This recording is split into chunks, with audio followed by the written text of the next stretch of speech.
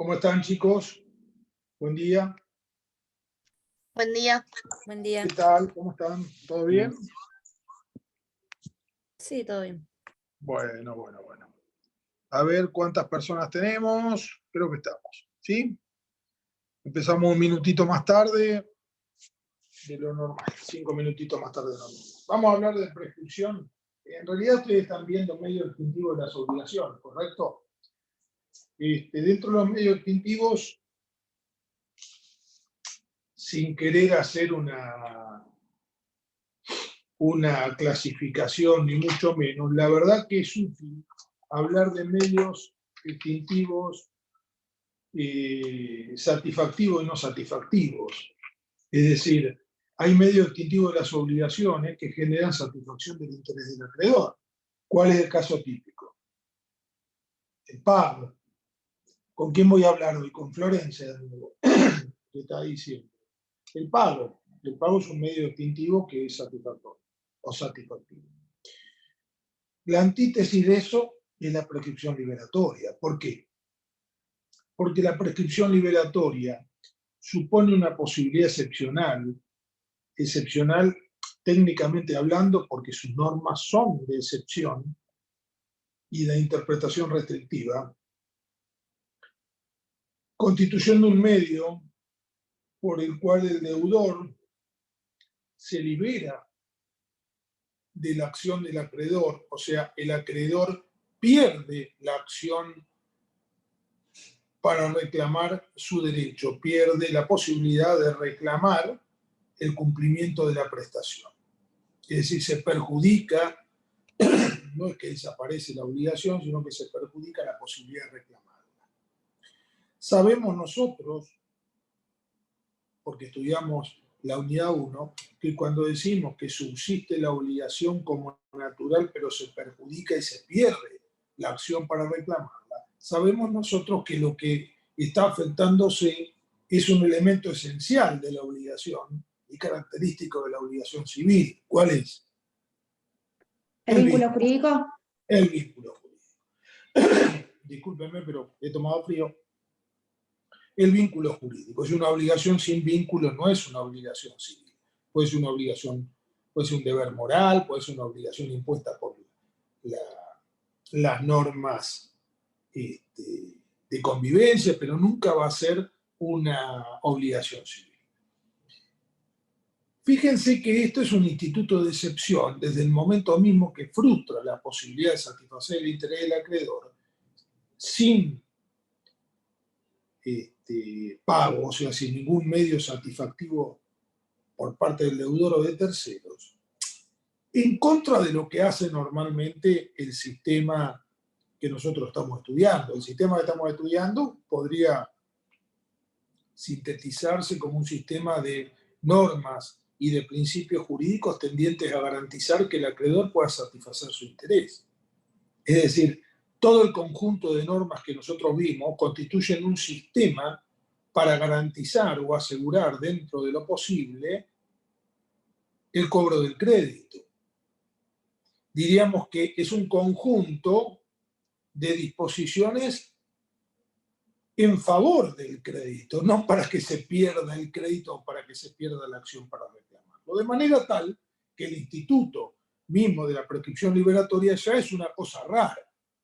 Es decir, constituye una excepción a la regla de protección del crédito, que es la base del sistema, de los derechos personales, puntualmente de las obligaciones. A tal punto es excepcional que ni siquiera las partes pueden modificar el régimen de la prescripción liberatoria. El artículo 2533 del Código Civil dice: las normas relativas a la prescripción no pueden ser modificadas por convención. ¿Qué quiere decir esto? Que se trata de un instituto de excepción cuyas normas son de orden público. ¿Por qué está interesado el orden público en la materia de la prescripción?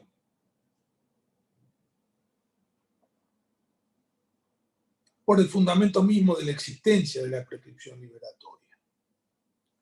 La existencia de un régimen que según la ley es imperativo, es insusceptible de ser modificado por convención de las partes y constituye un conjunto de normas y de principios de orden público, ya me está anticipando que dentro de los fundamentos de la prescripción liberatoria no se va a encontrar el interés del deudor.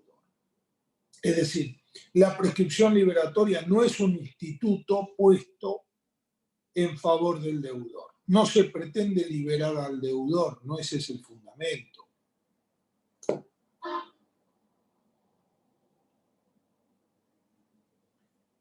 ¿Cuál podría ser el fundamento de un instituto como la prescripción que está caracterizado en un primer acercamiento, digamos,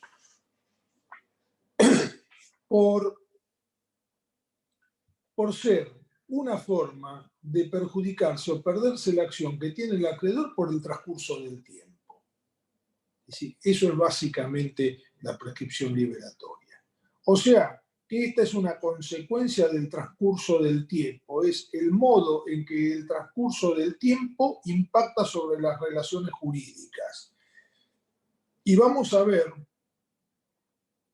que esto tiene dos facetas, la de la prescripción liberatoria y la de la prescripción adquisitiva, es decir, el tiempo opera respecto de los derechos personales y de los derechos reales de manera diametralmente opuesta. Hace que se pierda la acción y se frustre el crédito, pero como los derechos reales son perpetuos y no temporales, jamás podría determinar la pérdida de un derecho real por su no uso. Sin embargo, es un modo de adquirir los derechos reales por la posesión continua, pacífica e ininterrumpida por el plazo prescrito por la ley o el plazo indicado por la ley, que es de 20 y 30 años. Es decir, que el impacto del transcurso del tiempo en las relaciones jurídicas reales es distinto de las relaciones jurídicas personales. Mientras que en uno es un modo de adquisición de un derecho real, en el otro es un modo de pérdida de la acción que tiene el acreedor. Mientras en un caso está en juego la adquisición de un derecho real, en el otro está en juego la pérdida del derecho real. ¿Cuál es el fundamento de la prescripción? De todos los que ustedes podrán leer, el fundamento está dado por la seguridad jurídica. ¿En qué sentido la seguridad jurídica? En un doble sentido. Primero, porque si no hubiera un límite temporal al ejercicio de los derechos creditorios u obligacionales, un acreedor podría reclamar en cualquier momento el cumplimiento de una obligación. Eso no traería demasiado problema siempre y cuando no advirtamos que en el sistema argentino, como en todo sistema de derecho civil de origen románico, hay lo que se llama sucesión mortis causa, es decir, se entiende que una persona que fallece transmite automáticamente a los llamados herederos forzosos, ascendiente, descendiente, cónyuge, entre otras cosas que conforman su patrimonio, los créditos que tenía. Quiere decir que hay una especie de transmisión mortis causa que si no hubiera un límite temporal para el ejercicio del crédito de que se trate, estaríamos hablando de una transmisión, de un patrimonio que va siendo transmitido transgeneracionalmente, de manera que técnicamente hablando, repito, si no hubiera un límite en la prescripción liberatoria para el ejercicio de la acción, resultaría de eso que alguien podría reclamar el crédito de un antecesor. Por ejemplo, yo podría reclamar créditos en los cuales mi abuelo o tatarabuelo era acreedor. Eso generaría dos problemas. Uno básico, que es la dificultad probatoria para ejercer el derecho de defensa en juicio, porque esto sería una demanda que recibiría gente que ni siquiera fue parte en la relación obligatoria, sino que son sucesores del deudor, con lo cual las posibilidades de defensa serían limitadísimas o nulas. Pero además, y esto es lo importante, sucedería que nadie, ninguna persona, podría estar seguro de cuál es la composición de su propio patrimonio. Porque si el patrimonio que uno ve, su patrimonio uno ve que es positivo, ¿no? En el sentido que es líquido, tiene bienes, hay solvencia, pudiera estar afectado en cualquier momento por acciones judiciales originadas en un vínculo obligatorio que data hace 50 años y que uno no conoce, resulta que la composición patrimonial estaría siempre en duda o en zozobra. ¿Y esto qué perjudica? Perjudica la seguridad en las relaciones comerciales y en las transacciones en general. Es decir, yo no sabría cuándo estoy contratando con una persona solvente o insolvente, ¿sí? Desde el momento que ni él mismo puede asegurar cuál es el estado de su patrimonio. ¿Por qué? Porque podría haberse alcanzado por reclamos, repito, transgeneracionales.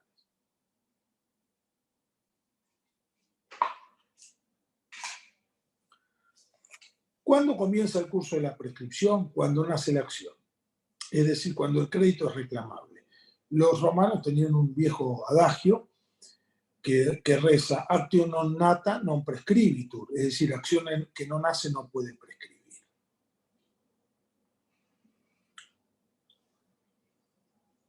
Quiere decir que el cómputo, lo que nosotros llamamos cómputo de la prescripción, va a depender del momento en que se torna exigible la prestación. Entonces ya tenemos ahí un momento, el momento 1, digamos, que es el momento en el que corre el plazo de la prescripción. Segundo, de acá concluimos que hay un plazo. Ese plazo es legal por el carácter imperativo del artículo 2533. Es imposible modificarlo.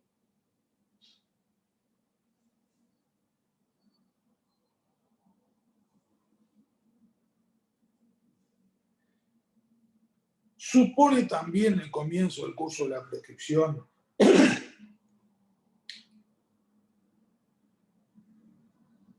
la posibilidad de accionar, aunque la ley ha optado por un sistema según el cual presume que toda persona que es acreedora tiene la posibilidad de actuar, no admite suspensión o interrupción de la prescripción fundada en la imposibilidad de actuar y da una respuesta final por parte del sistema, que sería la purga o dispensa o disculpa de la prescripción cumplida, en algunos casos cuando uno acredita la imposibilidad de actuar, ya lo vamos a ver más adelante.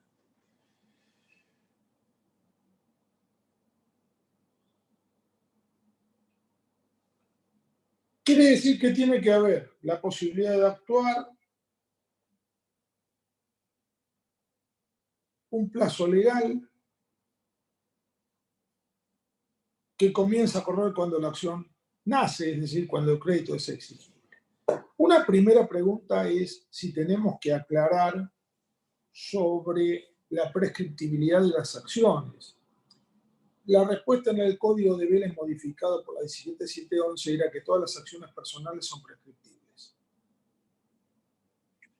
Repito, que todas las acciones personales son prescriptibles.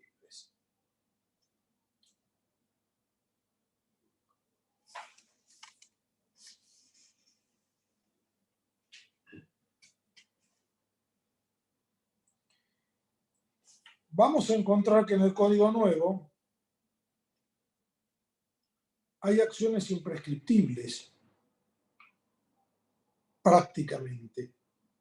Vamos a encontrar que hay algunos casos en los cuales nos vamos a ver una compaginación, digamos, una coordinación con normas de carácter penal que aluden a la imprescriptibilidad de algunos hechos que constituyen delitos y que en materia civil eran perfectamente prescriptibles. Por ejemplo, vamos a poner un ejemplo, la privación ilegal de la libertad en el marco de lo que podría haber sido la represión ilegal del Estado, ¿sí? Dio lugar a la existencia de delitos que se consideran delitos de lesa humanidad, imprescriptibles, entre ellos la detención ilegal de personas, la apropiación de niños o de recién nacidos, asesinatos. Y sin embargo, las acciones contra el Estado, contra los represores que habían generado estos hechos, prescribían en el ámbito civil. Hoy, el artículo 2561, cuando está hablando de plazos, dice: las acciones civiles derivadas de delitos de lesa humanidad son imprescriptibles. Esa sería la única excepción al principio de la prescriptibilidad. Perdónenme que me está mandando un mensaje el doctor Ambos. Yo estoy con ustedes.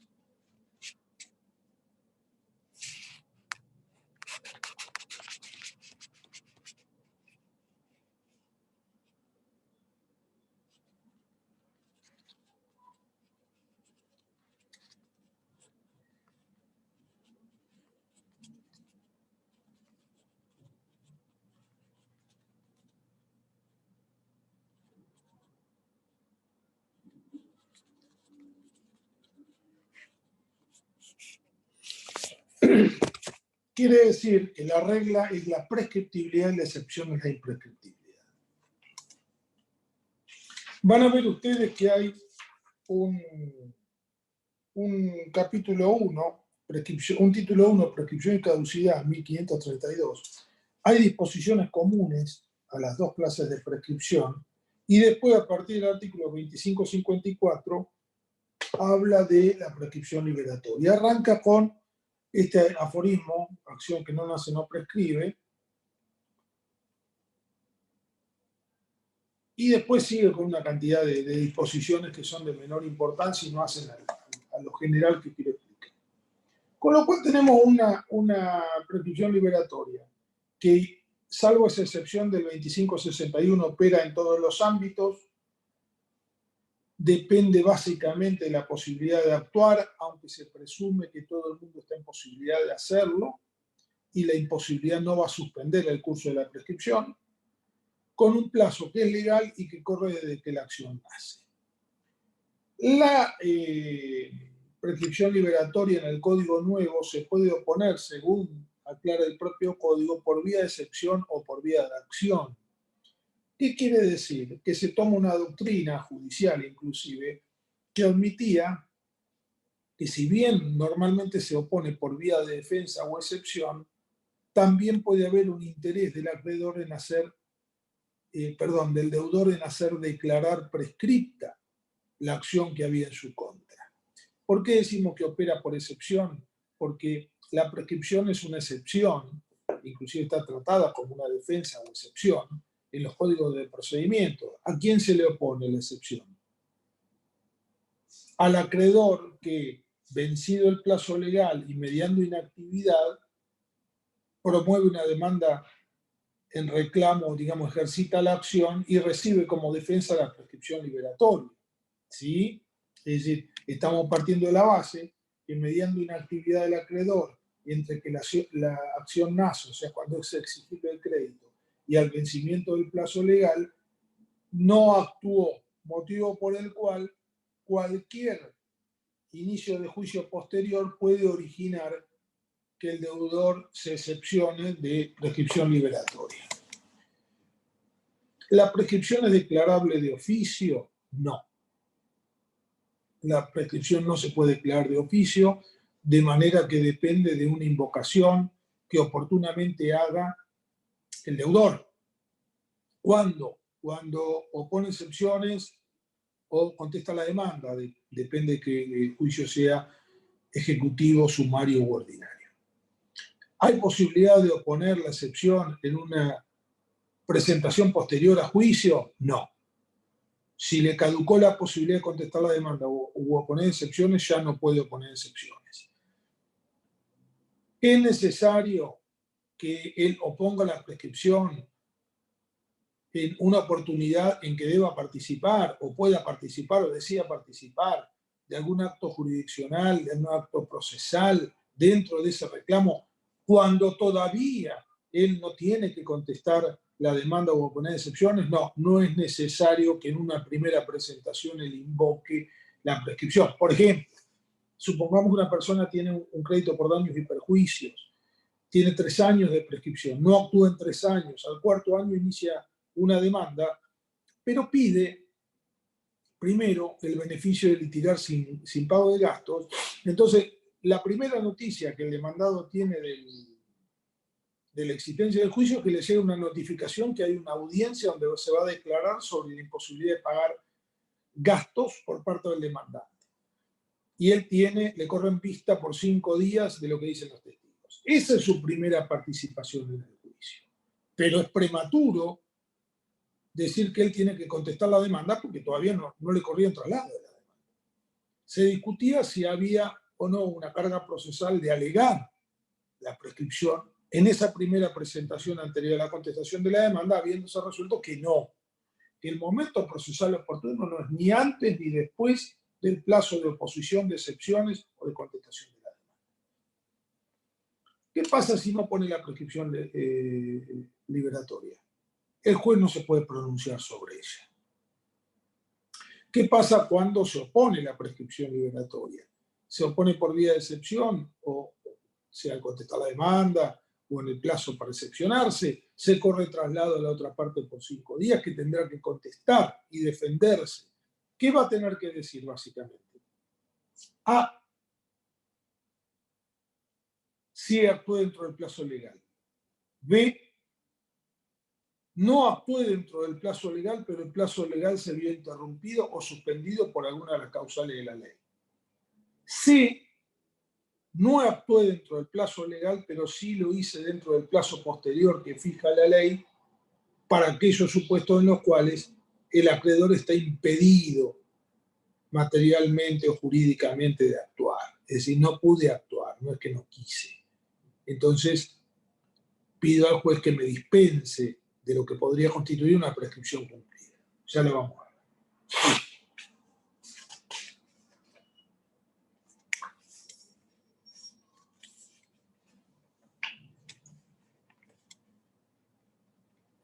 No invocar la excepción de prescripción significa de alguna manera renunciar a la prescripción, por lo menos de manera tácita lo está haciendo. ¿Se puede renunciar a la prescripción? Sí.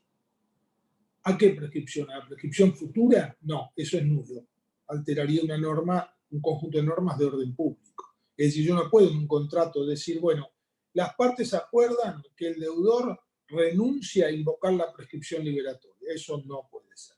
Puede ser que una persona que podría invocar los beneficios de la prescripción liberatoria no lo haga. Y esa renuncia puede ser tácita o implícita, en el caso que en la oportunidad procesal de hacerlo no lo hace. Puede producirse por un pago, cuando ya la deuda estaba prescripta, en el sentido que había transcurrido el plazo legal con inactividad del acreedor, sin embargo el deudor espontáneamente paga. Eso implica una renuncia a alegar la prescripción, después no va a poder pedir la repetición del pago fundada en la prescripción.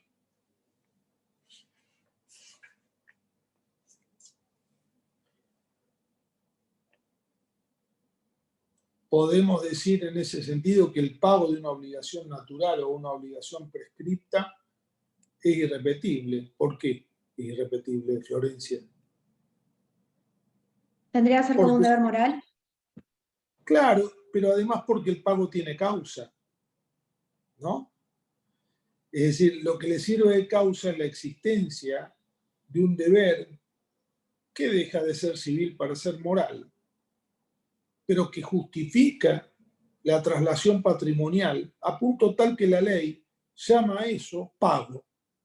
Es decir, si no hubiera una obligación que le sirviera de causa, ese desplazamiento patrimonial entre estas dos personas sería repetible y jamás sería concebido como un pago.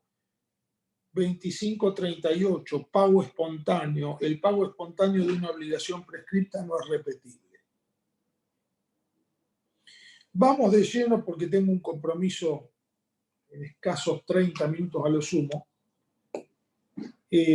Vamos de lleno a lo que por ahí más le genera complicación, que son los supuestos de suspensión y de interrupción de la prescripción liberatoria. Es decir, el plazo prescriptivo es un transcurso del tiempo que media entre que la obligación es exigible y que se cumple ese plazo que llamamos vencimiento ese día. Este plazo puede ser suspendido o interrumpido. La suspensión o interrupción es por causas que están tasadas ¿Qué quiere decir tasadas? Que las partes no pueden invocar libremente cualquier circunstancia impeditiva para justificar por qué no transcurrió el lapso de tiempo ininterrumpidamente y sí se vio suspendido o interrumpido, sino que deben alegar alguna de las causas que la ley prevé. Solamente la ley lo prevé. 2539. La suspensión de la prescripción detiene el cómputo del tiempo por el lapso que dura, pero aprovecha el periodo transcurrido hasta que ella comenzó. ¿Qué quiere decir? Que si el día 16 del 6 del 22 ocurre un accidente que daña ese mismo día la carrocería de un automóvil, el dueño del automóvil tiene 3 años de plazo para reclamar los daños y perjuicios. Y que si hay alguna causal que suspenda ese transcurso del tiempo, esto va a hacer detener el decurso del tiempo a los fines de la prescripción, o sea, el tiempo útil para la prescripción, desde el momento que se verifica el hecho suspensivo y hasta que cesan sus efectos. Pero el tiempo anterior y, por supuesto, el tiempo posterior al cese se van a computar. Es decir, lo que va a pasar es que si el plazo se suspende durante 6 meses, esto va a prescribir a los 3 años y medio. ¿Correcto? 3 años del curso de la prescripción más 6 meses que estuvo suspendido. ¿Comprendieron? Siempre con Florencia. Florencia entendió. Sí. Bien. La interrupción, al contrario, inutiliza el tiempo transcurrido hasta el momento en que se produce el hecho interruptivo. Es decir, el tiempo transcurrido no se suma a un tiempo posterior a la cesación del efecto interruptivo, sino que todo el tiempo transcurrido se pierde a los fines del cómputo de la prescripción. Nosotros vimos en obligaciones solidarias que la suspensión del curso de la prescripción no se extiende a favor ni en contra de los interesados en el Código Viejo, y en el Código Nuevo sí se extiende. Es decir, nosotros dijimos en la solidaridad, en Vélez y en la 17711, los hechos suspensivos eran personales y la suspensión afectaba solamente la prescripción que estaba corriendo respecto de uno de los codeudores, que era el que protagonizaba el hecho suspensivo, mientras que la interrupción propagaba sus efectos a los demás. La ley dispone ahora, en el 2540, que en la suspensión o en la interrupción se extienden los efectos a los codeudores en las obligaciones solidarias o indivisibles. ¿Cuándo se suspende la prescripción? Hay varios casos. 2541. El curso de la prescripción se suspende por una sola vez por la interpelación fehaciente hecha por el titular del derecho contra el deudor o el poseedor. Esta suspensión solo tiene efecto 6 meses o el plazo menor que corresponda a la prescripción de la acción. ¿A qué se refiere? La interpelación, pero no la interpelación para constituir el mora por interpelación. ¿Sí? Porque si no, esta sería una causal de suspensión que no operaría en los casos de mora automática, donde es innecesaria la interpelación. No. Acá de lo que está hablando es la interpelación, entendida esta como la exteriorización de la voluntad del acreedor de reclamar lo que le es propio, fehaciente, es decir, comprobable, va a suspender el curso de la prescripción por un plazo máximo de 6 meses o el menor que posea la acción. El plazo de prescripción menor que posee la acción. ¿Cuántas veces puedo hacer esto? Una sola vez. Es mi ejemplo del daños y perjuicios. Es decir, el daño fue acá, transcurrió el lapso de tiempo, intimé, 6 meses suspendido, sigue. Esto y esto se suma, esto no sirve. ¿Les gustó el PowerPoint? Es un PowerPoint criollo. Otro caso de suspensión es por el pedido de mediación. Tengan presente que estas son normas nacionales y la mediación es provincial, a veces no se ajusta. La prescripción se suspende de la expedición por medio fehaciente de la comunicación de la fecha de la audiencia de mediación o de su celebración, lo que ocurra primero. Es un trabalengua. Expedición por medio fehaciente de la comunicación de la fecha de la audiencia de mediación. A ver.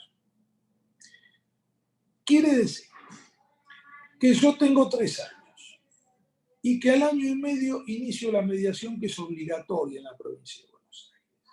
El inicio de la mediación no suspende. La fijación de la fecha de audiencia no suspende. Lo que suspende es la comunicación por medio fehaciente de la fecha. La expedición por medio fehaciente de la comunicación de la fecha de audiencia de mediación. O sea que yo, el 16 del 6 inicié la mediación. El 22 del 6 el mediador me dio la fecha, pero el 23 del 6 expidió por medio fehaciente la comunicación de cuándo en la audiencia, ese día se suspende la prescripción. ¿Hasta cuándo? Se reanuda los 20 días contados del momento en que el acta de cierre del procedimiento de mediación se encuentra a disposición de las partes. Es decir, que entre cuando me expidieron la notificación para la audiencia y hasta 20 días después de que quedó a disposición mía el acta de cierre, porque un acta de cierre sin acuerdo, lógicamente, en todo ese lapso de tiempo estuvo suspendido. Tengamos presente que el plazo máximo de mediación prorrogado en la provincia de Buenos Aires es de 90 días. Para dar una idea de cuánto puede durar la suspensión. Casos especiales. Entre cónyuges durante el matrimonio. ¿Qué quiere decir esto? Florencia enloquece un día, porque se harta de estudiar obligaciones, y le dice a Bruno Ferreira, casémonos de una vez. Y Bruno, peor todavía, obnubilado, dice sí. Pero resulta que Bruno le había prestado $15.000 a Florencia. ¿Sí? La pregunta es, ¿qué debe hacer Bruno estando casado con su deudora? Ve que pasa el tiempo, Florencia no le paga, la tiene que demandar como forma de interrumpir la prescripción. Le tiene que mandar una carta de documento para suspender por 6 meses. Le tiene que iniciar una mediación. ¿Qué podría haberse afectado? Además de la salud de Bruno, ¿no? Porque si le llega una carta de documento a la mujer, se va a ver afectada la convivencia familiar. Es decir, se va a ver afectado el vínculo familiar, la institución familiar, porque las partes se ven obligadas, de alguna manera, o tienen la carga de demandarse. Entonces, el matrimonio suspende el curso de la prescripción de las acciones que los cónyuges tuvieran entre sí, sea por estar directamente obligado o obligado por un tercero. Por ejemplo, Florencia era inquilina de Tito, que era el novio anterior, y Tito le alquilaba a Bruno. Entonces Bruno le dice, mira, corazón, yo a Tito le voy a cobrar. Y Florencia dice, pero si le cobras a Tito, yo soy el garante. Entonces, para evitar esa situación, directamente lo que hace la ley es suspender el curso de la prescripción. ¿Hasta cuándo? Hasta el divorcio. Entre las personas incapaces y con capacidad restringida de sus padres, tutores, curadores o apoyos durante la responsabilidad parental, la tutela, la curatela y la medida de apoyo. ¿De qué está hablando? Está hablando de las acciones que tuviera el incapaz contra la persona que lo suple en su incapacidad de hecho. Por ejemplo, ¿qué acciones típicas? Rendición de cuentas y entrega de montos de dinero que administra el tutor. ¿Quién lo representa en juicio el incapaz? El tutor, el curador, el padre. Entonces, ¿cómo se entiende, salvo que nombremos un curador ad hoc? O sea, para eso, ¿cómo se entiende que le va a correr la prescripción al incapaz, que mal puede demandar a su propio representante legal judicial, que por otro lado es el encargado de administrar sus bienes y de entablar demandas por él? O sea, debería autodemandarse el tipo. entre las personas jurídicas y sus administradores o integrantes de sus órganos de fiscalización mientras continúan en el ejercicio del cargo. Quiere decir que si hay una obligación, por ejemplo, de un administrador de propiedad horizontal de rendir cuentas al consorcio, mientras él continúa en el cargo, el consorcio no pierde la acción judicial, el ejercicio de la acción judicial de rendición de cuentas, aun cuando transcurren los plazos legales, porque no corre la prescripción, dado otra vez que, como en el caso anterior, el representante legal y que debe entablar las acciones es el administrador. O sea, él es el que debería autodemandarse, motivo por el cual, para preservar el crédito que tenga el consorcio, lo que se hace es, cuando deje de administrar, se reanuda la posibilidad de demandar. A favor y en contra del heredero con responsabilidad limitada respecto al reclamo que tienen por causa de la defensa de derechos sobre los bienes del acervo. El trabalenguas es muy simple, es así. Yo le debía plata a papá, papá muere, Dios no quiera, y todos los herederos se reputan o consideran, por la ley, administradores de la sucesión. Como administradores deben entablar las demandas y contestarlas, las que hubiera contra la sucesión. Entonces, en este caso, los herederos deberían, un heredero autodemandarse o un heredero demandar al coheredero. Para evitar eso, la ley suspende el plazo de la prescripción de las acciones que hubieran de la masa contra un heredero o de un heredero contra la masa. Porque puede ser al revés, que papá me hubiera pedido plata, después se muere y yo digo, muchachos, distribuyamos lo que queda, pero previo páguenme lo que me corresponde de la deuda que tenía papá. Entonces, para evitar la situación de que el coheredero demande a los demás coherederos, se suspende el curso de la prescripción. Fíjense que dice mientras dura la responsabilidad limitada, es decir, mientras los patrimonios están divididos. Cuando los patrimonios se confunden, no tiene sentido hablar de suspensión de la prescripción. ¿Por qué? Porque si se confunden en cabeza el que era acreedor o deudor, hay confusión como forma de extinción. Y si se confunden respecto de los otros codeudores, y a mí nadie me pagó y todo el mundo se reparte las cosas, ya son responsables ilimitadamente, o sea, son responsables con los bienes que recibieron y con sus propios bienes, del pago de la deuda del causante. Eso lo verán en sucesiones. Si están con el código, lean el 2544 y siguiente. Denme un segundo que voy a ver si llega el colega que estoy esperando. 2544.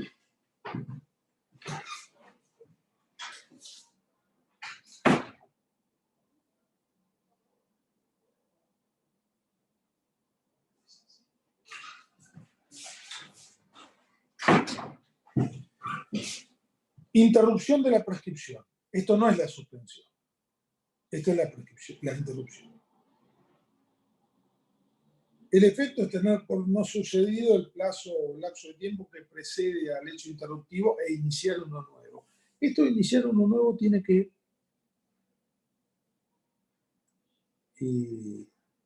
criticarse, porque no siempre que hay un hecho interruptivo recomienza el curso de la prescripción.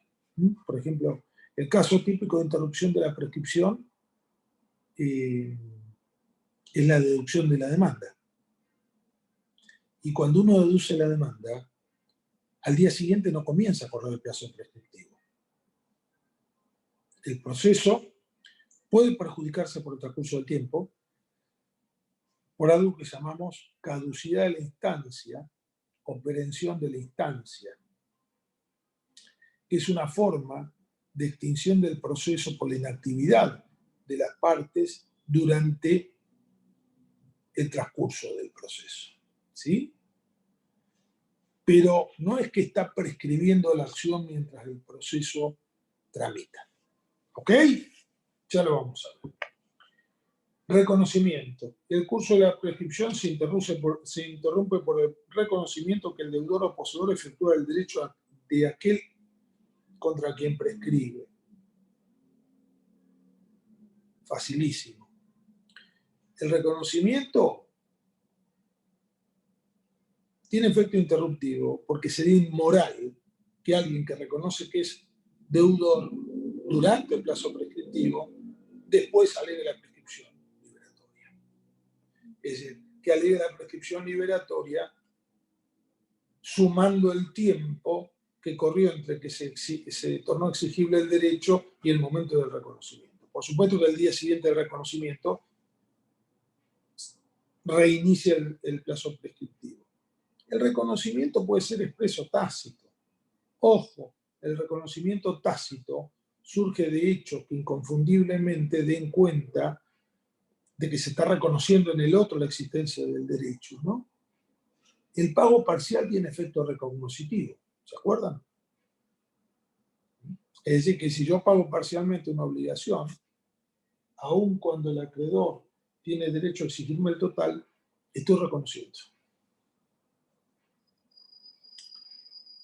El curso de la prescripción se interrumpe por toda petición judicial, por toda petición del titular del derecho ante la autoridad judicial que traduce la intención de no abandonarlo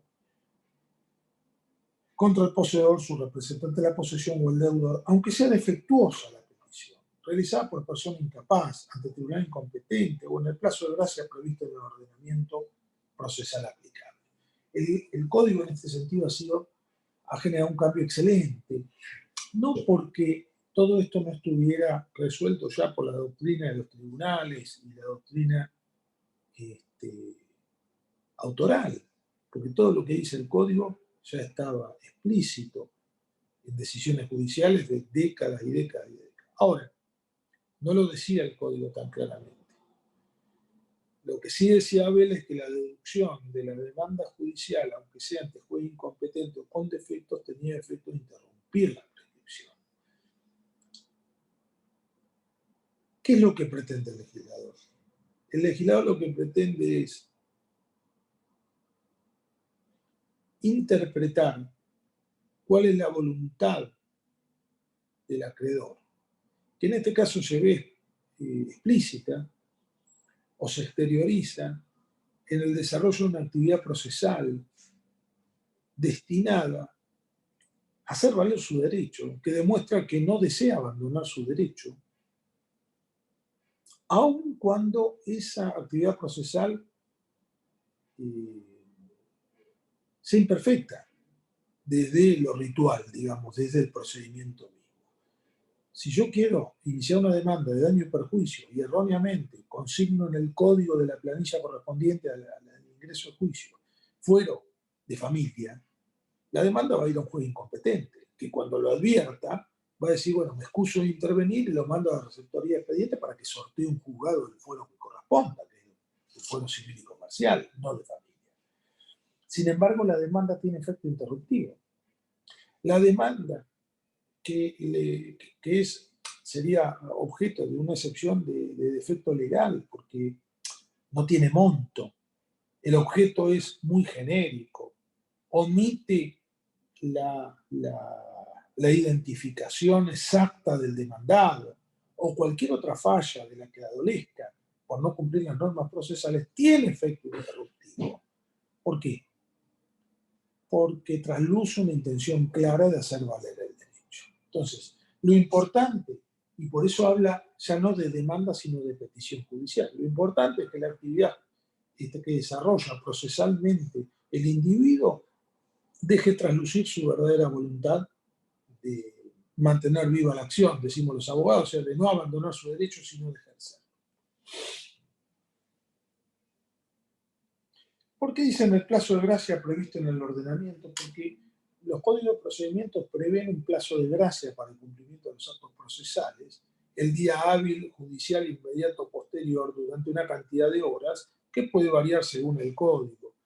En la provincia de Buenos Aires fue siempre de 2 horas, hace unos 10 años se transformó en 4 horas hábiles judiciales del día inmediato posterior al vencimiento del plazo.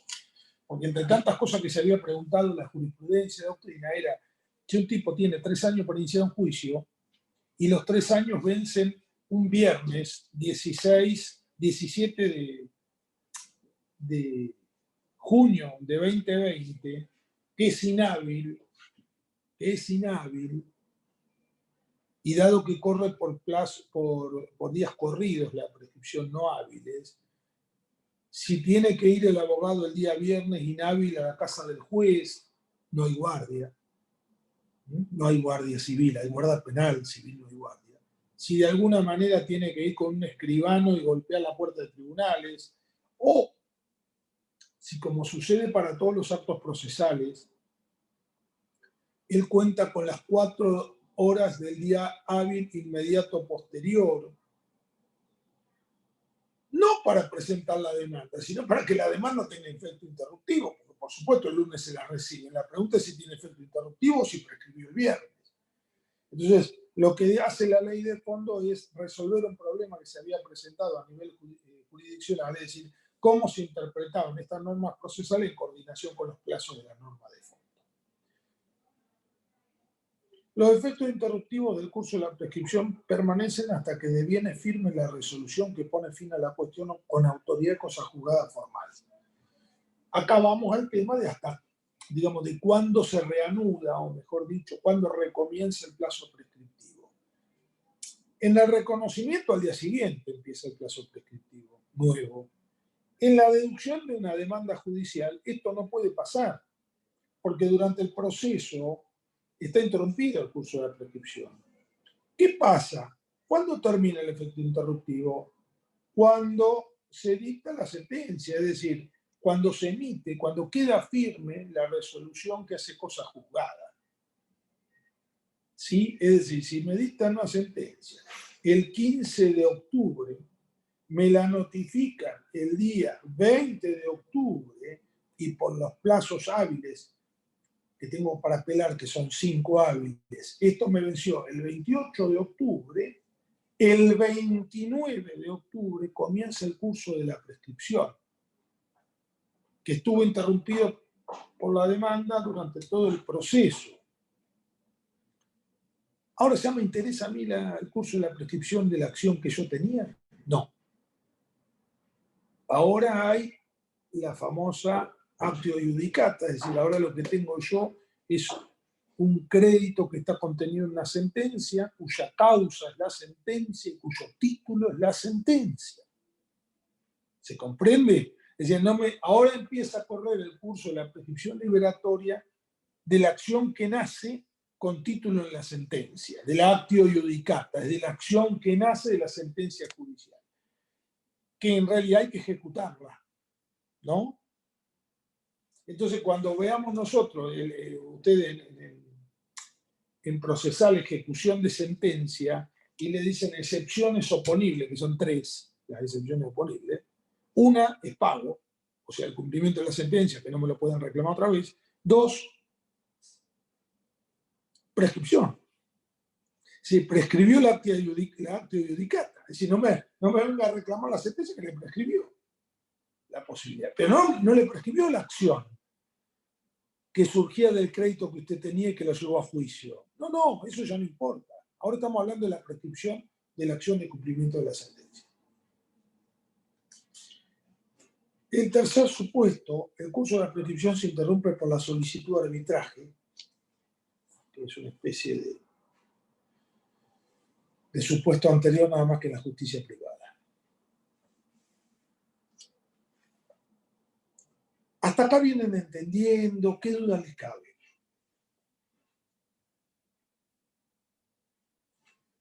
Artículo 2550. Dispensa de la prescripción. ¿Cuál es el supuesto de hecho? El supuesto de hecho es que un señor tenía 3 años desde la fecha que le causaron el daño y a los 3 años le prescribió. Pero resulta que el señor era menor de edad y como sus padres sobrevivieron, junto con él, que sufrió los daños, siempre tuvo capacidad de actuar desde que sufrió los daños, porque estaban sus padres. A los 2 años, de los 3, a los 2 años, lamentablemente, el único padre que había sobrevivido en el accidente, que era su mamá, muere por causas naturales. Y el chico queda sin representante legal.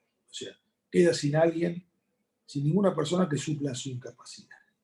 Y se le prescribe la acción. Transcurre el año que faltaba y se prescribe la acción.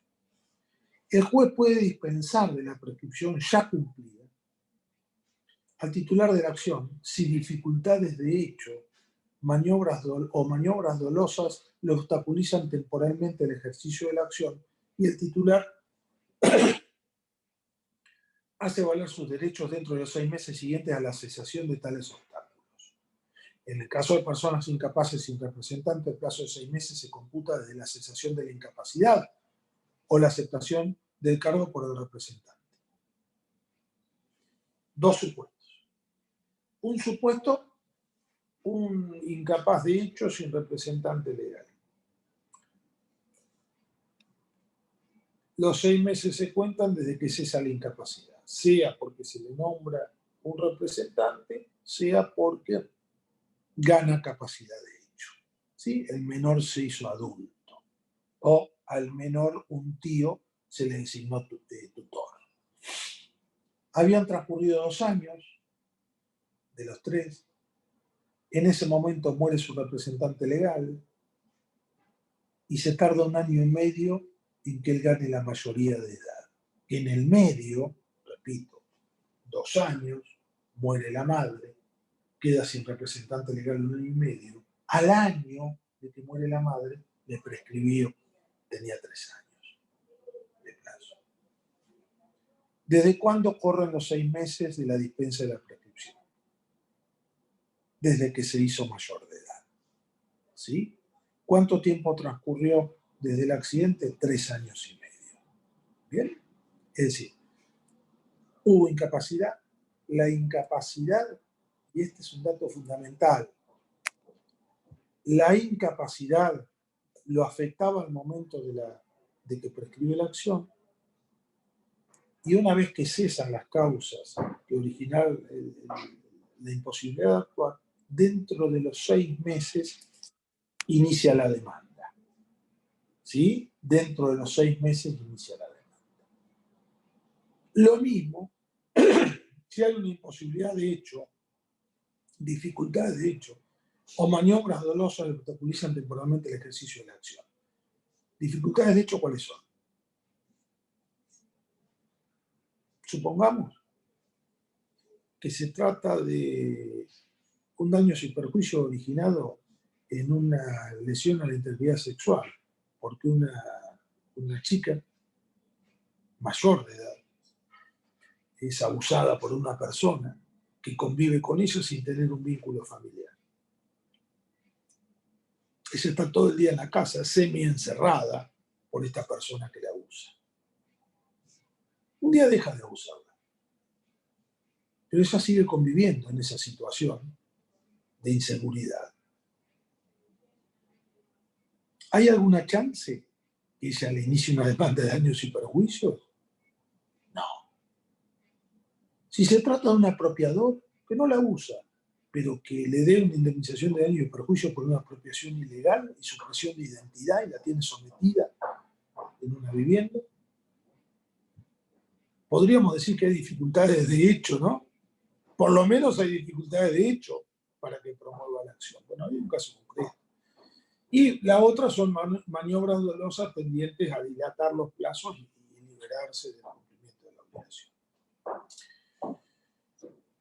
El código hace algo muy útil que no había hecho el de Vélez, más allá de no había hecho orgánicamente, metodológicamente, más allá de avanzar en temas procesales, que es resolver 2 o 3 temas procesales, porque la prescripción liberatoria, como después se va a argumentar en juicio, tiene un costado procesal. Disposiciones relativas procesales relativas a la prescripción. La prescripción puede ser articulada por vía de acción o excepción. El juez no la puede declarar de oficio. La prescripción debe oponerse dentro del plazo para contestar la demanda en los procesos de conocimiento y para poner excepciones en los de ejecución. Los terceros interesados que comparecen en el juicio, vencidos los plazos, los términos aplicables a las partes, deben hacerlo en su primera presentación. ¿Quiénes son los terceros interesados que comparecen a juicio? Bueno, por ejemplo, una persona que no siendo un codeudor, no estando demandado, es citado a juicio para hacerle valer después la repetición de lo que el deudor tenga que pagar. Entonces, está interesado en que el deudor ponga toda la defensa que tenga. ¿Correcto? Entonces, va a poner la defensa de prescripción en la primera presentación. Plazo de prescripción lo van a leer ustedes. El genérico es de 5 años. ¿De cuánto era en Vélez? De 10. Muy criticado. Los plazos especiales, bueno, hay un plazo que no existe, el único, el 2561 última parte, la imprescriptibilidad de la acción de responsabilidad civil en delito de lesa humanidad.